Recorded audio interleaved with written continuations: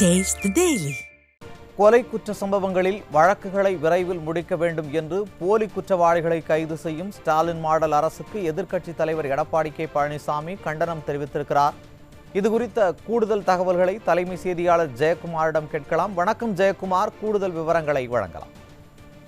வணக்கம் அருண். கொலை குற்ற சம்பவங்களில் வழக்குகளை விரைவில் முடிக்க வேண்டும் என்று போலி குற்றவாளிகளை கைது செய்யும் ஸ்டாலின் மாடல் அரசுக்கு கண்டனம் தெரிவித்து அனைத்திந்திய அண்ணா திராவிட முன்னேற்ற கழகத்துடைய பொதுச் செயலாளரும் சட்டமன்ற எதிர்க்கட்சி தலைவரும் முன்னாள் முதலமைச்சருமான புரட்சித் தமிழர் எடப்பாடி கே பழனிசாமி அவர்கள் கண்டன அறிக்கை வெளியிட்டிருக்கிறார். அவர் வெளியிட்டிருக்கக்கூடிய அறிக்கையில் நாடு முழுவதும் பல்வேறு மாநிலங்களில் பல்வேறு குற்ற சம்பவங்கள் நடைபெறுகின்றன என்றும் ஆங்காங்கே உள்ள காவல்துறையினர் அரும்பாடுபட்டு உண்மை குற்றவாளிகளை பிடிப்பது சகஜமான ஒன்றாகும் என்று தெரிவித்திருக்கிறார். ஆனால் தமிழ்நாட்டில் ஸ்டாலின் மாடல் திமுக ஆட்சியில் கொலை குற்ற வழக்குகளை விரைவில் முடிக்க வேண்டும் என்ற நோக்கத்தோடு உண்மை குற்றவாளிகளை தப்பவிட்டுவிட்டு அவசர கதியில் குற்றங்களுக்கு சம்பந்தம் இல்லாதவர்களை கைது செய்து சிறையில் அடைக்கும் போக்கு நடைபெற்று வருவது கொடூரத்தின் உச்சமாகும் என்று அனைத்திந்திய அண்ணா திராவிட முன்னேற்ற கழகத்துடைய பொதுச் செயலாளர் புரட்சி தமிழர் எடப்பாடி கே பழனிசாமி அவர்கள் தெரிவித்திருக்கிறார்.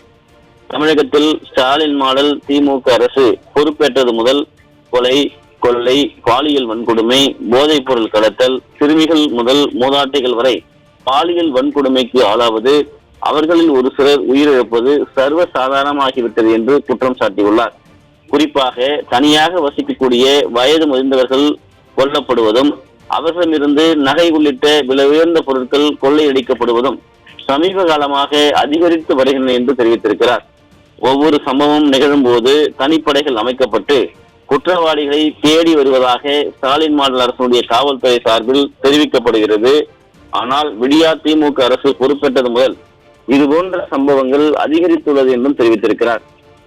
ஏற்கனவே பலமுறை நான் சட்டமன்றத்தில் இந்த அரசினுடைய கவனத்தை ஈர்த்திருக்கிறேன். ஆனால் பொம்மை முதலமைச்சர் எனக்கு பதிலளிப்பதை தவிர முதியவர்கள் மீதான தாக்குதலை தடுத்து நிறுத்துவதற்கு எந்தவித நடவடிக்கையும் எடுக்கவில்லை. முதியவர்கள் மீதான தாக்குதல் தொடர்ந்து கொண்டேதான் இருக்கிறது என்று அனைத்திந்திய அண்ணா திராவிட முன்னேற்ற கழகத்துடைய பொதுச் செயலாளர் புரட்சி தமிழர் எடப்பாடி கே பழனிசாமி அவர்கள் குற்றம் சாட்டியிருக்கிறார்.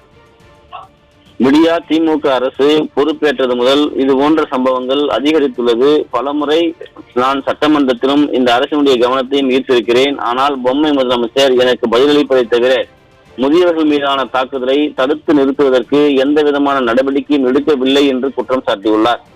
முதியவர்கள் மீதான தாக்குதல் தொடர்ந்து கொண்டேதான் இருக்கிறது என்று தெரிவித்திருக்கக்கூடிய அவர் கடந்த ஏப்ரல் மாதம் ஈரோடு மாவட்டம் சிவகிரியில் வயதான தம்பதிகள் படுகொலை செய்யப்பட்டு நகைகள் கொள்ளையடிக்கப்பட்டன என்றும், தொடர்ந்து சிவகிரி சம்பவத்தில் கொலையாளிகள் 3 பேரையும் அவர்களிடமிருந்து கொள்ளையடிக்கப்பட்ட நகைகளை வாங்கியதாக ஒருவரையும் காவல்துறை கைது செய்ததாக இந்த வழக்கில் விசாரிக்க நியமிக்கப்பட்ட விசாரணை அதிகாரி தெரிவித்ததாக செய்திகள் கூறுகின்றன என்று தெரிவித்துள்ளார்.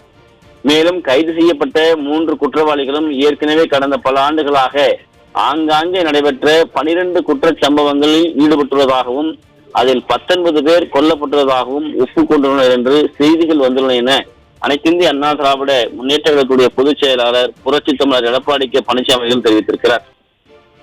குற்றவாளிகள் ஒப்புக்கொண்டதாக கூறப்படக்கூடிய 12 சம்பவங்களில் 2022 சென்னிமலையில் சுக்குளிபாளையம் தோட்ட வீட்டில் வசித்த வயதான தம்பதி துரைசாமி, ஜெயமணி ஆகியோரையும், 2023 சென்னிமலை ஓட்டன்குட்டை கரியாங்காட்டு தோட்டத்தில் வசிக்கும் முத்துசாமி, சாமியாத்தாள் தம்பதி ஆகியோரையும் தாக்கி கொன்று கொள்ளையடித்த சம்பவம் மற்றும் 2024 நவம்பர் மாதம் திருப்பூர் மாவட்டம் சேமலை கவுண்டன்பாளையம் தோட்ட வீட்டில் இருந்த தெய்வசிகாமணி அலமேலு தம்பதியினரையும் அவரது மகன் செந்தில்குமார் ஆகிய 3வரையும் இந்த கும்பல் கொலை செய்துள்ளதாக செய்திகள் வருகிறது என்று தெரிவித்திருக்கிறார்.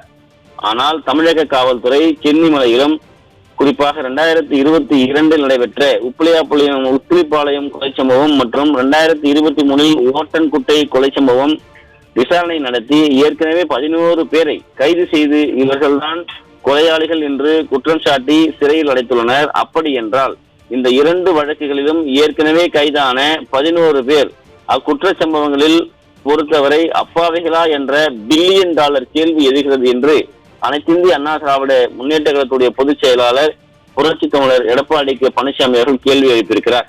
பல்வேறு குற்ற நிகழ்வுகள் உண்மை குற்றவாளிகளை கண்டுபிடிக்க முடியாத பொம்மை முதலமைச்சருக்கு செயல்படக்கூடிய காவல்துறையினர் வழக்கை விரைவில் முடிக்க வேண்டும் என்று சம்பந்தமில்லாதவர்கள் மீது குற்றத்தை சுமத்தி வழக்குகளை முடிக்க பார்த்துள்ளது இதன் மூலமாக வெட்ட வெளிச்சமாகி இருக்கிறது என்றும், மேலும் இதுபோன்ற செயல்களில் இந்த வழக்குகளில் விசாரணைக்கு வருகிற போது உண்மை குற்றவாளிகள் சட்டத்தின் பிடியில் இருந்து தண்டனையில் இருந்தும் தப்பிக்க வழிவகை ஏற்படும் என்றும் அனைத்திந்திய அண்ணா திராவிட முன்னேற்ற கழகத்துடைய பொதுச் செயலாளர் புரட்சி தமிழர் எடப்பாடி கே பழனிசாமி தெரிவித்திருக்கிறார்.